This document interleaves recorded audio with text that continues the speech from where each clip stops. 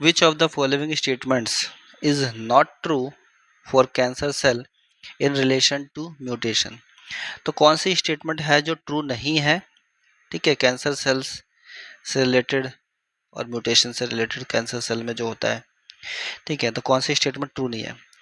तो cancer cell से related है कि म्यूटेशन जो है वो इनएक्टिवेट करता है सेल की कंट्रोल को। तो बिल्कुल सही है, जो म्यूटेशन होता है वो इनएक्टिव करता है सेल के कंट्रोल्स को, इसकी वजह से सेल जो है कंट्रोल नहीं कर पाती है अपने ऊपर और सेल डिवीजन होता चला जाता है और मल्टीपल सेल्स बनती हैं, ठीक है, आउटग्रोथ चालू हो जाता है और फिर कैंसर होता है।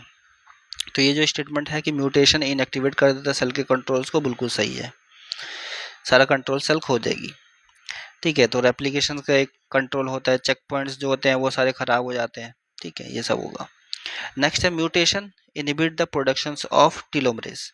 तो जो म्यूटेशन होता है वो रोक देता है टीलोमरेज के प्रोडक्शंस को। तो ये जो स्टेटमेंट है ये गलत लिखा हुआ है। जब म्यूटेशन होता है तो फिर वो जो है एनहेंस कर देता है, जो बढ़ा देता है, या कह सकते हैं हम कि अब रेगुलेट करता है कि टीलोमरेज बने। जितना ज़्यादा टीलोमरेज बनेगा उतना ज़्यादा जो है सेल डिवीज़न होगा, और जितना ज़्यादा सेल डिवीज़न होगा उतना ज़्यादा जो है वो कैंसर होगा।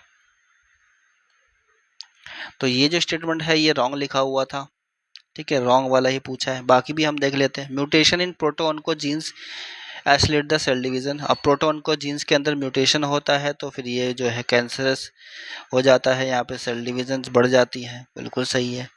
Mutation destroy telomerase inhibitor. तो टीलोमरेज इसको इनिबिट करता है कोई, ठीक है, तो इनिबिटर है कोई जो कि इसको इनिबिट करता है, टेलोमरेज को नहीं बनने देता है।